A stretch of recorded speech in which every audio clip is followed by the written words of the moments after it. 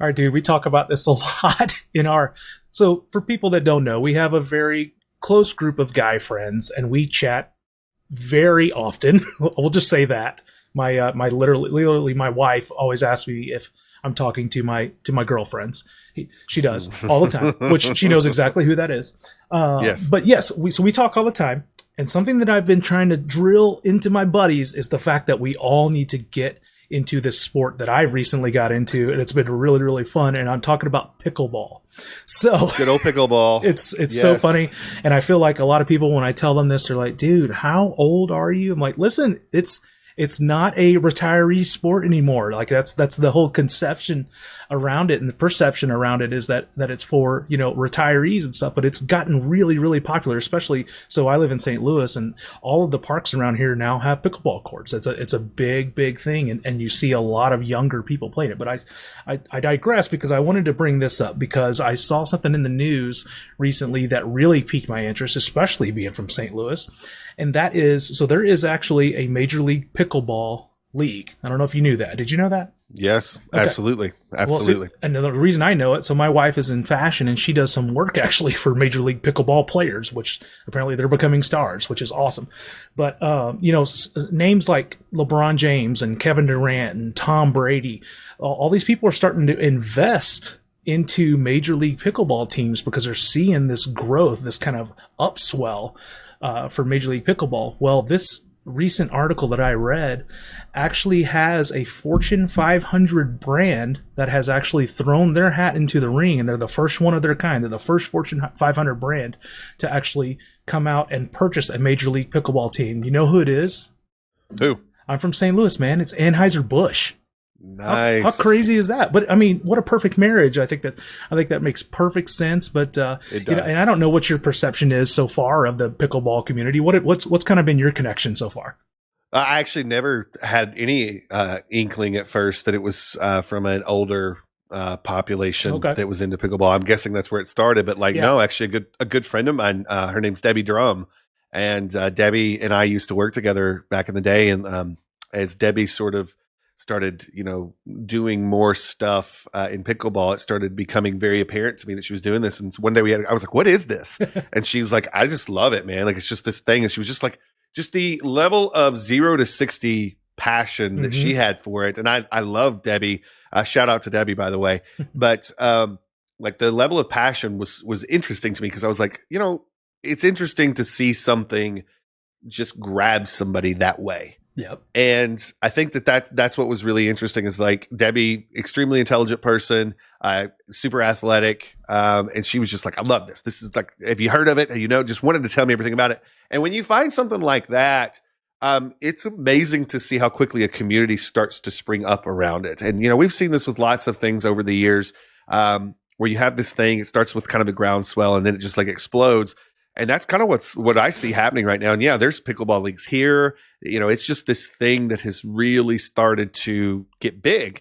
And, but I always think back to Debbie, and Debbie, just the way she spoke about it was one of those green flags for me. Is like, anytime I know somebody like Debbie that is talking about super intelligent, super athletic, super fun to be around, anytime somebody like that is this passionate and wants to be an ambassador for something like this, something's happening. Yeah. And so, that's where I think it's interesting is you start understanding that it's when people speak that way, you're like, what's going on? Is this what is this? How do I get involved? How do I learn more about it? And this is where you start seeing these communities start to pop up in a very interesting way. Well, there's something really cool about feeling like you're in on the ground level of something, right? Like you're seeing something really grow into something that's going to be really popular. And there's a lot of people, obviously some very influential people in our pop culture are investing their money and their time into this groundswell because they're seeing the same thing happen. And it is all built on exactly what you just said. The fact that there's now this community of people that are out there touting it, people who are very smart and very influential that are out there really building. And what they're doing is building this community of people that are bringing more people along for the ride, right? And it's all about bringing people in, including other people, and then also making sure that you strike a balance. So that's what I wanted to talk to talk to specifically today, because we do that a lot. The community is a big part of everything that we do, because everything that we work in contains a community of people, and we strike a balance in everything that we do, and making sure that we bring as many people along for the ride as we can. But we also want to put offers out there and put information out there in front of people that feel really exclusive, right? So that's what I'd love to talk to you about today. I think communities and how to bring people into communities the right way so that they feel like, yeah, they're a part of something that not everybody's a part of, but that you don't make it so exclusive that, you can't grow. Yeah. I think that's a topic that anybody that's in business can learn from. So yeah, let's dive in. Let's do it.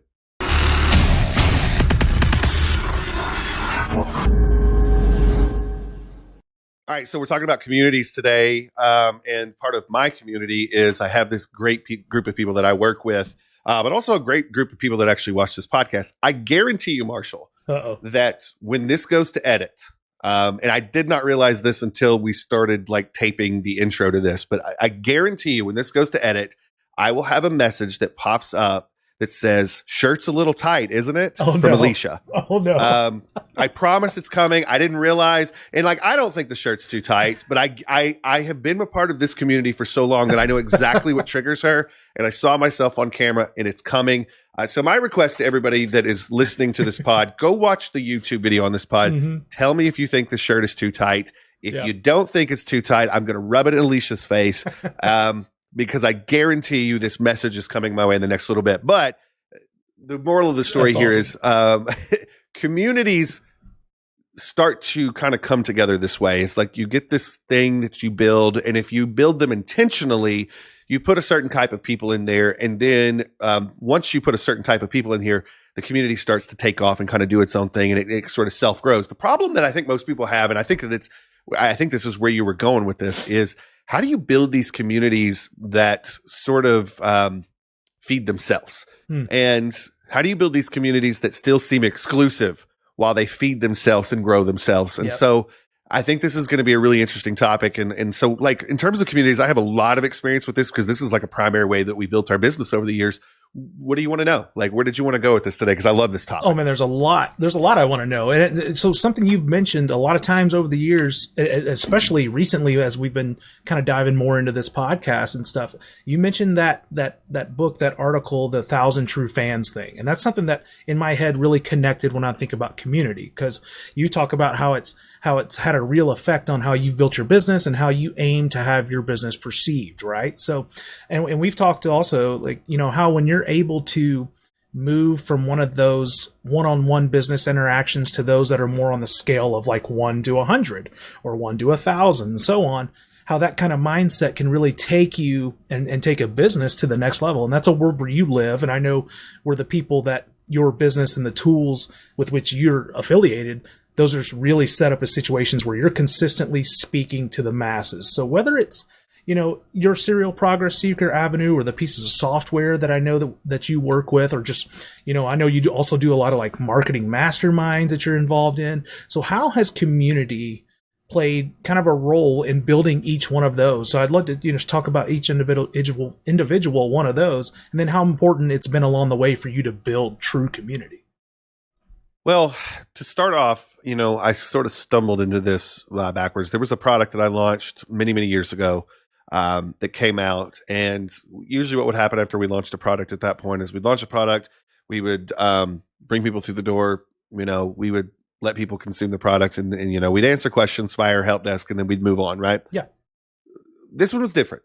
And what happened is the folks that got into this product, we brought them into a quote unquote mastermind that happened every Tuesday night at 9:00. Okay. And what I would do is every Tuesday at 9:00, I would hop on video and I would talk to folks for an hour and just teach something. And this became sort of a thing. It was this group of people at this time. This was a good fit, and people felt like they belonged to something. And people felt like this is something that I have that nobody else has. I bought this product and I was given access to this. I'm a part of this tribe. There's literally people that are part of my 1,000 True Fans that's where it started. Yeah. It was just that they were part of that community, and we stayed in touch and have stayed in touch for 10 years. And what was funny is like I needed a better way besides just the Tuesday night thing to sort of give people a way to interact with each other. They were interacting because we had a live chat. It wasn't just a chat where I could see it at that point. It was like they could all see each other too. Yeah. So we needed a way to give them more. So at the time, there wasn't a lot of tech to do this. And so we built a forum. I literally built a forum online just for these people. And so that was cool, but it was kind of this very big thing, right? There was just too much space in this forum for people to get lost in. And so I built it too big to start. Still worked, still brought people close, but it was like there was too many places for them to go because I built too many places in the forum, too many places to respond, too many things to do that they weren't all kind of grouped. And so, you learn those lessons early on, but they still felt like they had something that nobody else did, which was cool. This kind of revolutionary thing for me was when Facebook groups started. And Facebook groups, I think, kind of piddled around for a few years. Nobody really knew what to do with them. But like for me, Facebook groups became something that was a feature of a product. If you were going to buy a product from me and you were going to spend good money to buy a product from me, I wanted to give you a place that you could come ask questions that you didn't have to go to a support desk. Now, the reason I wanted to do this is because I thought there was a lot of value in letting people ask questions in front of other people. When you interact with a support desk, it's a one-on-one between us and you, and nobody else really sees it. Sure. When you are in a Facebook group, as annoying as these can be sometimes, as you know, you get to ask a question in front of a lot of other people, and other people can actually answer the question. Yeah. Or other people maybe also have that question, and they can have the question answered right there too. So it's sort of this communal aspect of things. And so one of the first big things that I did that really taught me the power of this is I ran a sale around New Year's one year where I said, hey, we're gonna do this. This gets you access to this for the next year, and it's like $300. And if you get in, you're in the Facebook group. And that was the majority of the product. I mean, there wasn't much else on the product. It was just, you're a part of this group. We're going to do calls every so often, but we're going to just be together in this Facebook group. And people paid me like $300 to be in this thing for a year. Yeah. And just to be a part of the Facebook group. That was it. And I was called the Syndicate, and that was it. Like, it sounds really sinister, but that's what it was. And so people paid me good money for that. I think I literally made $20,000, $30,000 on a Facebook group, just giving people access to it. I was like, oh, okay. So there people want to be a part of something. Yeah. Like they want to feel like they're anchored to something. And so the interesting thing is at the time we offered, I think it was like 100 spots for this. And so there was a, hey, if I don't get in on this now, it may be more expensive later kind of thing. But we built that. And that was my first real taste of not only does this work, because I'd kind of gotten taste of that it works before, but this is a great place to do this kind of thing because the chat was extremely active all the time. And everybody was seeing this chat. It wasn't like it was, okay, there was 5 different places to go or 10 different places to go. It was like one place, it's all in a feed. Now, Facebook definitely has some weaknesses when it comes to doing this kind of thing, but this is where it really started to pop out to me that something powerful was happening. Yeah. And at the time, I started to realize, hey, the rest of my list that we send things out to, they can see a product, but only people that are in this community, maybe we could put a coupon code at the top of the community so that only these people have the coupon code. So everybody would see this page where they could buy something, but it was only people in the community that would have the coupon code. And so there was this further layer of exclusivity that was layered in. These people knew that they were getting an advantage that nobody else got. So, it was fascinating to sort of watch those things start to take place early on and to understand that I didn't really have to know what I was doing. It was just the fact that there was something that existed that you were not a part of, but you could be a part of it. But, there was a price. Either you gave me an email address or you paid. Sure. But to be a part of this community, there was a price that was attached to it, but there was benefits. And I think sometimes people screw up because they wait for, how do I do this perfectly? Sometimes it's just about putting something together, putting it out there and seeing. And really, really quickly early on, and we can lead to where this led to, but really quickly early on, I started to understand if you give people a place to congregate, they will get on board. Because far too many times in our local communities, in our online communities, people feel very alone. And giving them a place to come where they know exactly that they can talk about this one topic because that's what the whole thing is about. Giving people a place to come to a party is big. And sometimes it's just about being the person that throws the party. People will pay you well for you to throw the party and for you to be the one that put it together. And that was my first sort of instance of there's something powerful to this because people are actually paying me to be in this thing that really wasn't that difficult for me to create. And the people that are here actually seem to put a lot of value into what we're doing. So that was the start for me. Yeah, well, I kind of thought maybe that was kind of the direction you would go, but I wasn't for sure because I mean, I'll tell you, I'm a part of some of the communities that you're a part of as well, and man, I have always thought they're really special, special in a lot of different ways. Like, I get a lot of information, I get some comedy out of it, I get some, a place to, just like you said, so it can be the entrepreneurial lifestyle, we've talked about it a million times, can sometimes be a lonely place to be. So to know that there's people out there like us doing the same things that we are, man, that's such a huge, huge piece. And I know that you probably would talk to that more too, because, this is something specifically I wanted to ask you, but if someone comes to talk to you about your success that you've had in this world, why is community important to that success? I'd love to know kind of what your thought on that is. I don't think I'm smart enough to be interesting long enough to have a long-term relationship with. Now that may be just me being down on myself, but I will run out of gas of things that I can talk about.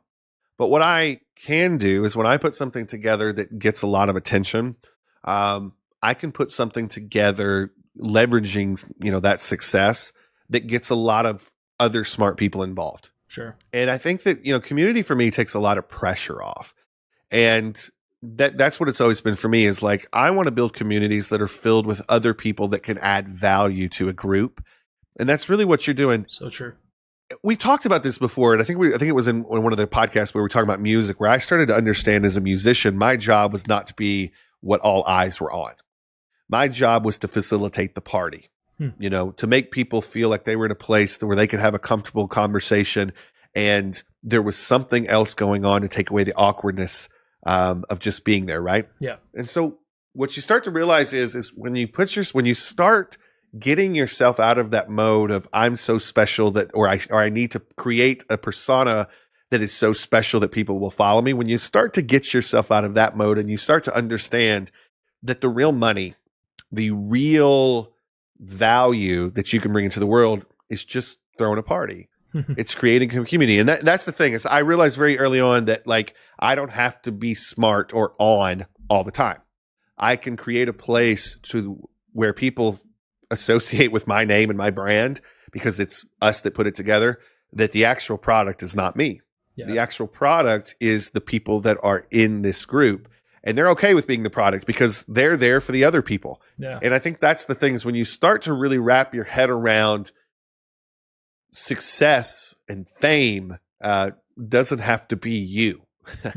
It's a lot of times the best things you can do as a human being is to create a space where people can come in and be themselves and to better themselves. And if you're doing that correctly and you're building communities correctly, and I'll get into some very interesting ways that I've seen this done, if you're doing that correctly, then the real value of a community is exactly that. It's the community. It's not the person that threw the community, but you can make some really good money being the person that throws the party. And occasionally when you see the pot sort of stop, you stir. Yeah. And I think that's the key. Like when going back to the musician thing, my job as a musician is to watch the crowd.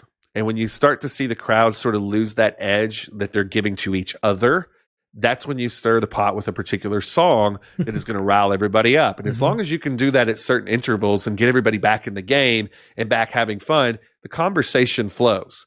And that's the same thing in an online community that we try to do is like watch it, moderate it, let people answer each other's questions, let people add their own value so that they can sort of raise their profile and standing in the community. And that's a whole other thing of tiers of people in a community and the value that they bring and the value that other people assign to them because of what they brought. But the idea here is this: if you can create that party and every so often make sure that it's stirred when it needs to be stirred, then it's really, really powerful and it's valuable. And it's the kind of thing people will pay for. And they will, in their head, associate your value with the value of the community that you've created. And that's where things start to get really, really interesting. That's so true. I've never heard it explained like that, but you're so right. I mean, you're kind of like a maestro. You're kind of just, I'm going to sit up here and I'm going to kind of direct this thing, but I'm going to let it go where it goes because I know something beautiful is going to get produced from it, right? Like, and you develop along the way. You develop those, and I think this is kind of where you were headed. You develop those ambassadors that are doing the speaking for you. They're waving the flag for you. They're out there on your front line and doing really, really good stuff for you. So, and something else you touched on made me think maybe you were going to talk a little bit about some folks that are out there doing really well from a community building standpoint. So do you have some of those that you kind of lean to and think about? Yeah, I think that if I was really going to dig into this, and I think it's before we even get into that, though, I want to kind of cover this. It is important, and you brought this up, and I kind of danced around it, but I want to make sure I come back to this before we get into some of the communities that I love. I think it's incredibly important that you realize that the best clubs have somebody checking the door. There has to be a reason that you can get in or a reason you won't get in. Yep. That's it. There has to be the most valuable communities that we have. There is a reason that you can get in or a reason you can't. Now that may be you paying a certain amount. That may be like you've done something that is like puts you in sort of that place, but it is super important that you understand if you leave it open for everybody, yes, everybody can get in, right? Everybody can get in. That's great. But the perceived value outside of the community goes down if everybody can get in. Yep. And so what you have to do is you have to put something up that makes it seem like it's a secret or makes it seem like, hey, this costs a certain amount to get in, or that you have to be a certain status to get in. And now, listen, we don't want to exclude anybody, but this is an important part of what we're doing. Some people that do this incredibly well, people that run communities very, very well and give that sense of things. If I had to like give you some examples, I have seen the ClickFunnels community do very good with this. I think they do a really, really good job. I think we come into some competition with those guys sometimes, but I think they've done a very, very good job at putting together a community. Sometimes it's a shit show in their community, by the way. Yeah. But they've done a very good job of community and tiers is what I love about what they're doing. They'll let just about anybody in the front door of like their Facebook group, but there's a whole layer of people that are sort of higher up in that group, in the hierarchy of that group, because they have paid 10 grand to get certified a certain way. And so they have tiers of people that are sort of seen as more experts or higher up in that group because of that. And I think that is a very interesting way that they've built their business. So, all my complaints about Russell and ClickFunnels, I think Russell's a genius and they've done a very, very good job to build that thing over there. So I think that's wonderful. Getting into some more, like, this is a fun one. I am in a place that is what you would call a dry county. For those of you that don't know what that is, it means that alcohol is not sold the same way that it probably is in your county if you're a wet county. Yeah, there's people listening going, wait, a dry county? Those exist? What? Those do exist. Yeah. So that's not to say that there's not alcohol, but it's very strictly regulated the way that alcohol can be sold in this particular county that I live in. Yeah. So this is what's interesting. A lot of the restaurants and bars that we have here aren't allowed to advertise alcohol and drink specials. Yeah. They can't do it publicly. But here's what they can do. When you go into some of these places, you'll realize that they have started a Facebook group, which is private. It is protected. It is not public. And if you're a part of this Facebook group, you will get advantages that other people don't have because you'll know what's going on at these venues. There's one particular venue that I absolutely love here in town.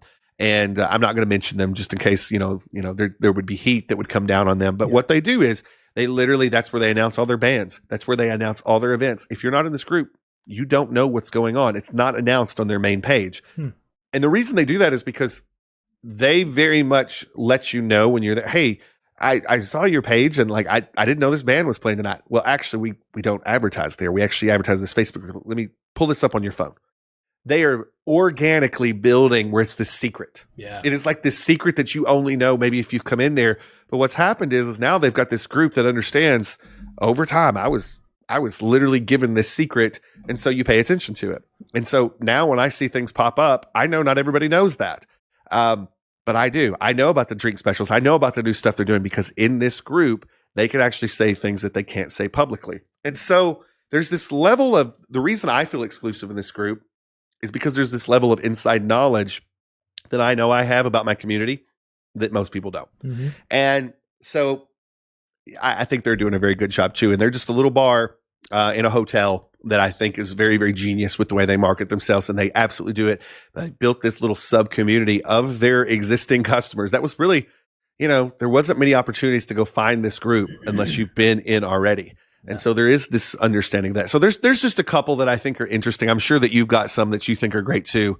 But those are the few that I think, on a big level, online level, and on a local level that I think are doing some really smart things. Well, and yeah, absolutely. Communities literally cover a lot of ground, right? And I feel like we talk about her on way more pods than we probably should. But Taylor Swift is an absolute fucking genius when it comes to building a community. Yeah. She has an army of people that are willing to follow her into war. And it's because she has cultivated that over the years, and she has shared, intimate details about herself and her journey and stuff like that. And people latch to that, man. And I think that's the kind of thing that really is exactly what we're talking about. She's willing to be inclusive, but as a follower of her music and what she's doing, you feel like you're part of a club.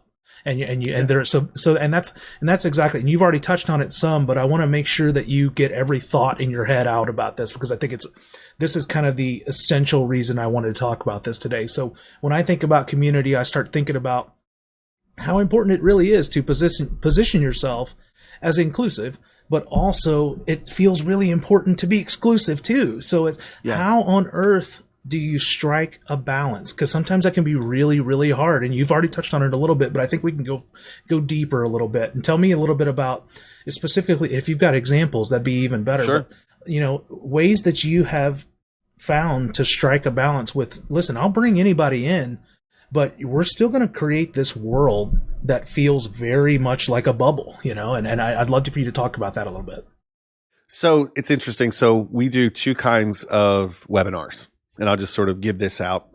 If you come to a public webinar, it is very much more aimed at using a language and a sort of tone that is for people that everybody can understand, are club, quote unquote, club members, community members, versus anybody that should happen to show up. They get it. Like, it's not like full of all these inside jokes and vernacular that is community exclusive.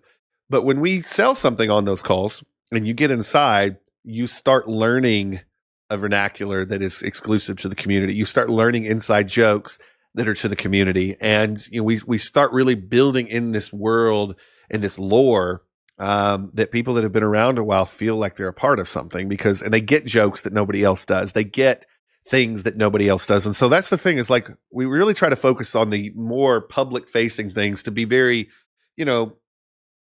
we got a great product. This is what the product will do from you in very basic language. Mm-hmm. But then we get on the inside and we're able to talk on the inside about stuff that like is behind the scenes. Like, here's the software we use that like we wouldn't tell anybody else. Here is, the tool that we use to do this. Here is this, but also like very personal information. Like, there's things that people that have bought products from me and they're good customers know about my personal life that nobody else knows. Sure. I'll get on a private call with like people that have paid me to be a part of that call. And like, they ask about my mom, and they ask about my dad, and they ask about like my friends, and they ask about how my favorite basketball team's doing. Did you watch the game last night? Because they understand these things that are sort of this built-in lore. This is something that Taylor Swift is incredibly good at, is you can be a casual Taylor Swift fan. You'd be like, I'm kind of good into this song. I'm into this song. Cool. But there's lore that's built into her catalog as you progress through it. And there is a group of people that very much pride themselves on knowing all the little ins and outs of that. Yep. And to be able to tell even the casual, did you know that this song's about this? I did not. And so you can enjoy things on multiple levels. And I think that's what a great community is all about, is if you're not a part of the community, you can still enjoy the product. You can still enjoy what this business is putting out. But if you're a part of the community, you understand the behind the scenes. And I think that really, really good communities, from top to bottom, whether it's online or if it's in a physical place, understanding the stories and the behind the scenes are great. One of the bars that I go to here in town on a regular basis, you can walk in and you can have a pretty decent experience and walk out and that be it. But if you're there on the regular, you understand some of the stories. You understand that it's haunted. And not only do you understand that it's haunted, you've seen a picture of the ghost. Oh, dear. And these are the things that are very interesting. And only the people that are really built into that community have gone to that layer of things. Right. And I think that that's the thing. The more comfortable that the staff of this place gets, the more they will let you inside to the actual lore behind the place, which gives you actual ownership of this community as a whole. And, you know, I've been going to this place for years, and I feel very much like a pillar of that community, even if I'm not. But because I understand a lot of the inner workings of it. And so I think that's the thing, from top to bottom, the people that really are a part of your world, keep inching them closer and closer and closer. Now, one of the few ways that we get people to feel more locked into our community, and this is very much on purpose, I have no problem telling people this. Number one, we give them the uniform. We're both wearing a version of the uniform today. If you're watching us, but the idea is we send out shirts, we send out sweatshirts, we send out hats, we send out, you know, glasses with our logo on them. We give them the uniform to let them know that they're a part of what we're doing. And so we will literally send this out. I can literally pull a spreadsheet right now of our best customers and say, these people are getting this from us because they're just kind of awesome. Mm-hmm. We continually reward them with that stuff. The other side of, sometimes we do sales that are like literally only our best customers. Like, that's the only way you'd even see this stuff is if you're in this list. Yeah. That's it. Yeah. And we're very much open with, the only way you see this is if you hit this threshold.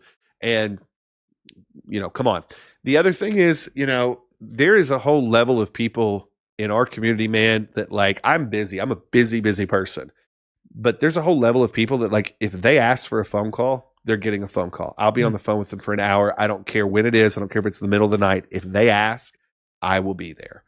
And the reason is because they have been a part of our community for so long. Shout out to my boy, Scott Anderson. Like, oh yeah, Scott, love Scott. You know, and this is just me calling out a customer that we have, that is just, and he's an incredible entrepreneur in his own right. But he's been somebody that's been a part of our community for a long time. He's overly positive, and like, that's a person that, like, Scott wants to get on the phone and like chat about anything. I'm there. Like, yeah. I'm there. And I won't do that for everybody. I just would not do that for everybody. I don't have time. I'd love to be able to do that. But there's a whole tier of people that have been a part of our community for a while that we do that. And I try very, very hard to make that known. To make that known to that group of people. And you know, hopefully I can continue to do a better and better job of that. But I think that's the thing, is I think when people start to understand that you value them as that layer of your community, like the really locked in layer versus the new layers that are, you know, kind of below that. When you start to acknowledge that, that strengthens your community too. And so I think that that's the thing. Like, we talk about Taylor Swift, very, very good at that. Very, very good at rewarding the people that have actually bought into all the lore, are really locked in. And I think that that's a good thing. And I think the people that run the best communities, they understand that there has to be a wall to get in. You can't just let everybody in. You have to have something that is the barrier of entry. And then you've got to understand that there is a hierarchy in your community, and it is built by people that have invested more. I don't mean money, by the way, necessarily. Yeah. I mean that the people that have invested more time, that are more into all the lore behind how your community works and how your business works, they are definitely seen as more valuable in the community. So I think that's the thing. If you really focus on, you know, understanding barrier to entry for whatever community, whether it's a Facebook group, whether it's an actual business, you've got a level of lore that is like the behind the scenes info that, you know, only certain people get. Maybe that fits into stuff like this. Like, there's a story behind this shirt, you know, like there's little things that you start to pick up along the way. And then understanding you only let certain tiers of your community into certain parts. One of the best things that I've ever done, man, is I had somebody that was a part of our community come to me and says, I don't know if I need to be a part of this community more, because I don't know if it fits me. Like, I think I'm past this, and I think I'm dead weight. Literally told me that, not because they were like not getting value out of our conversations, but like the community, they just didn't feel like they could add anything because they were on such a different level. And I said, well, what if I invited you and maybe 10 other people that I've picked out that I think are more in your level, and we have our own thing? And so we built a whole layer to that community. This person actually started adding a lot more to the community and value just because I had created that extra layer in the community that only they were a part of. Yeah. We started throwing private events just with those people. Like literally we paid for the whole thing. I was like, y'all come out. It's just, you pay for your plane ticket, come hang out, and we're going to throw a thing where we're all sitting in a room. And we spent 2 days, and we've done this several times with these people. And that one thing, without having to do something with the entire community, but that one thing that we did strengthened our business. It strengthened the community that we had built, because those people were like so much more engaged in helping us to go with the rest of the community. And those are the things that you got to understand. It's those layers. And if you can really facilitate those layers and really, let people know that they're important, then they will help other people to continue to ascend up into the community as well. And so, like I said, it's a interesting thing when you start to see that you're doing it right. Yeah. Most of the things that I've done right, by the way, I accidentally did right, but I was able to accidentally do them right because I was present in trying to actively build this private community all along. And when you're there every day or every week, as we've talked about before, you accidentally do things and you learn. But I think that we've probably given a lot of little tips along the way, if anybody was paying attention, that those are the key components of how a good community works. And if you just get those things close to right, then the thing is going to turn into something that's very, very profitable for you, and not just you, but everybody that's actually involved with it. Yeah, absolutely. I think you've touched on a lot of good points there about keeping that balance that we're talking about. But and you've kind of dove into this, but I want us to go a little further, because building a community just sometimes isn't enough, right? You can't. You've got the person working the door, like you said, which I think is a perfect analogy. You got the person working the door, but then when they get in, what do they do? How do you keep them engaged? So what kind of things do you see that work well in general, from a broad stroke standpoint, that work really well with keeping communities engaged? And whether it's, what you're teaching or what you're selling or software that you have, whatever it is, what kind of things work well from a broad stroke standpoint? We throw a party every week. I mean, yeah, there you go. I take this into, like, we've talked about this a lot lately, is like we're hopefully opening up a bar in the next little bit. And, the whole point about that is we want to build a community and we want to throw a party for them every week. And online, it's the same thing. Every single week for our communities, we actually do at least an hour live. Mm-hmm. And you don't have to come, but if you come, you get a lot of value out of it. And so every single week, not only are we posting in the group and answering questions, but they know we're still here. Mm-hmm. They know that we just didn't create this community one time and then bop out. Every week, they hear our voice and it's live. And we're really there, and we're really engaged, and we're really a part of the community, and we're really telling them, hey, if you need anything else, go back in here, post it, or, we're always here every week. And that's the thing. I think it's incredibly important that you get touches, and you get touches from the top. That's the key. And you can build some very big things with what we call community managers. I think that works too, but it's nothing quite the same as the folks that, you originally bought into, that they were doing something cool, at least stopping by to say, hey. And some of the biggest companies that I know, the reason they have the companies that they have, Shopify being a prime example of this, by the way. I love Shopify. I love their ascent to, just this behemoth of a business.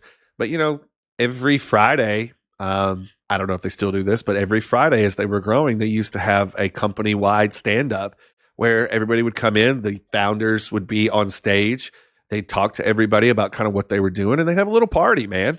And I think that it's incredibly important that as the voice of a community, the voice of a company, you show up and you let people know that you're part of it. So for us, every single week, without fail, whatever community we have, and sometimes it's hard because we're busy, but we show up and we will hang out at least, like one of my communities, I am there for a full hour to 2 hours every week. Another one, I'm there for like 15 minutes, but it's the touch. They know I'm still there. They know I'm still doing everything that I said I was going to be doing and everything. And I'm egging them on to do what they said they were going to do too, as a part of that community.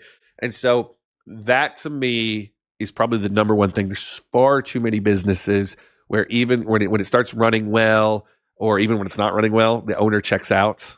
And, that is the beginning of the end for a lot of businesses, because this great community of customers that they've built starts to understand that it's not really a community anymore. And, a lot of people listening are like, oh man, so I have to be involved forever. No, but you have to find the right mix before you start to back away.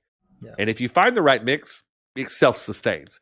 If you don't find the right mix, you still have to be there to stir the pot every so often. And it's important to get to a point where you realize what that mix is.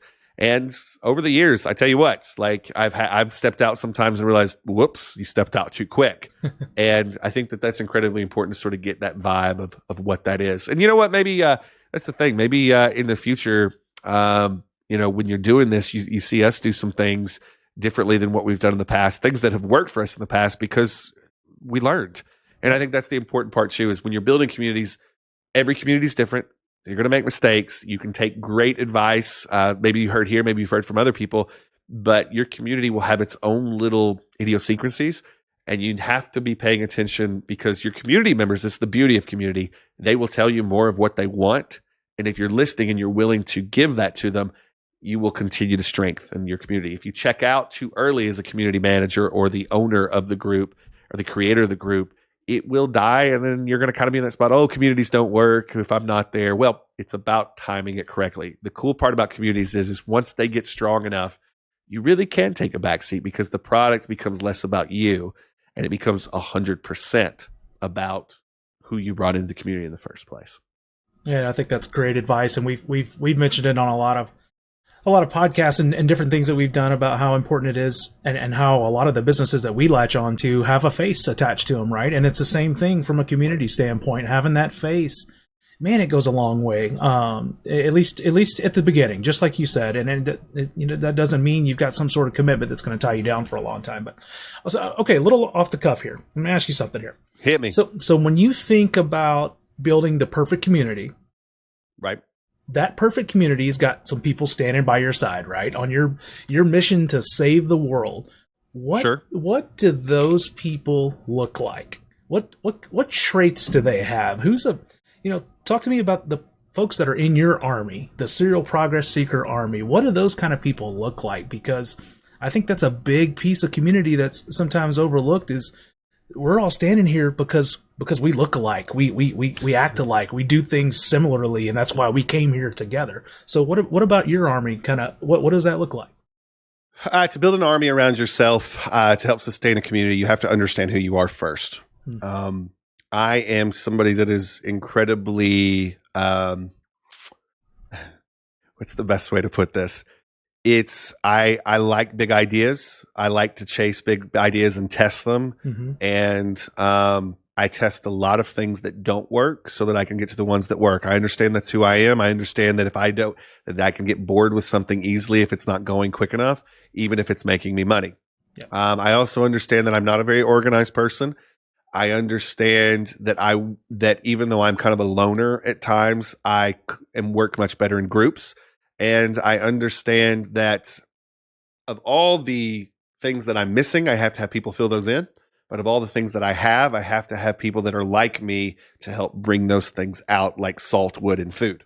And so kind of the things that sort of make up, what works best for me are this. I have to have somebody that is equally as nerdy as me about technology to talk to every day and help me implement.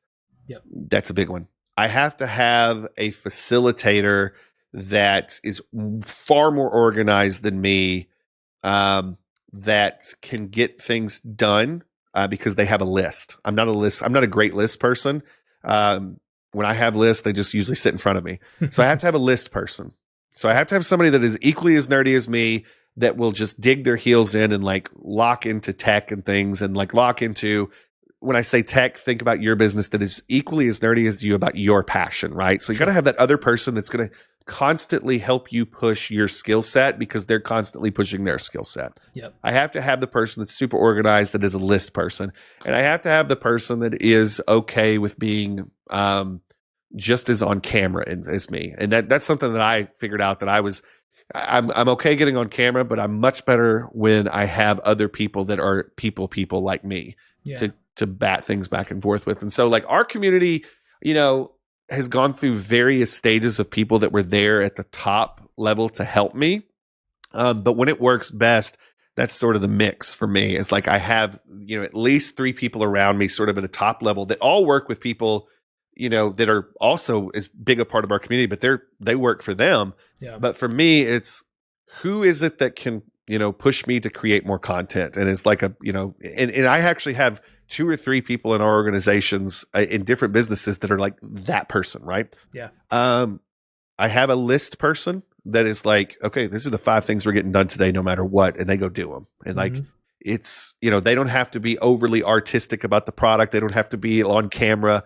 They don't have to be in the weeds of the tech. They are just like, we're getting this done and I'm going to get it done. It may not be the way that Adkins wants it's done, but it's going to get done. Yeah. Got it. Right.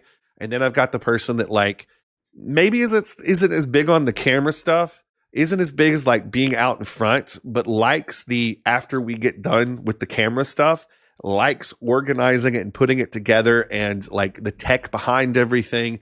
And I have all of those elements except for the checkbox part. I have all of those elements as a part of me, but by myself, there's nobody to push me. Yeah. And so that is sort of the top level of our organization. And anybody that's running a business that's thinking about a community, I guarantee you, if you surround yourself with kind of those kinds of people. So think about like you're running, maybe a pizza restaurant. You started a pizza restaurant because you're like, you love making pizza, right?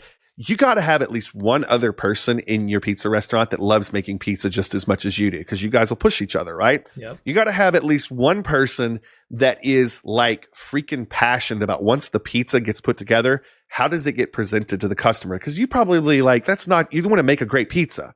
They've got to make sure that whatever you make back there in the kitchen gets put into the box the right way. It's presented the right way. The person that's, actually taking it out, everything looks the way that it's supposed to look when it actually gets to the consumer. Yeah. You got to have that. And you got to have a person, man, that's taking care of the permits, that's taking care of paying the taxes, that's taking care of the accountants, that's taking care of all that. If you've got those pieces of the puzzle, then the business runs in such a way that when people walk through the door, it's smooth. And they're like, this is cool, man. I want to come here more. And they become a deeper part of your community. And this is what's so funny.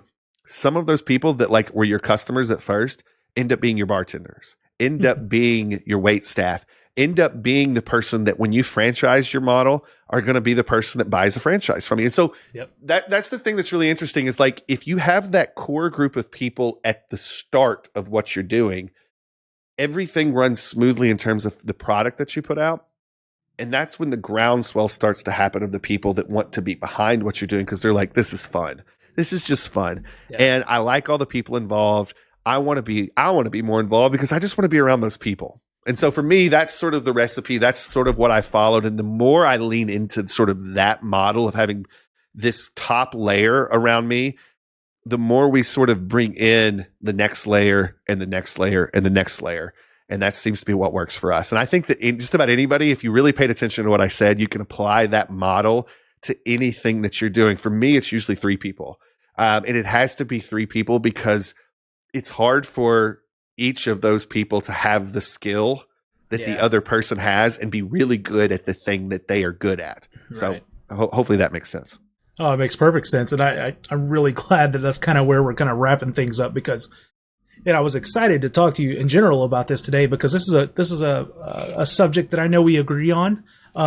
We both feel like this is an extremely important part of successful businesses and brands all over the world, and the specific conversation of how to, be able to simultaneously balance including members into your community while still being able to deliver what's considered, a memorable experience, an exclusive experience is really, really important to the process of a community. There's just something so special about being able to share experiences and successes and even struggles with people that are like-minded, who are out there grinding every day to change their world. And I think that speaks to what we do here at Serial Progress Seeker every single day. So I'm really glad we got to talk about this.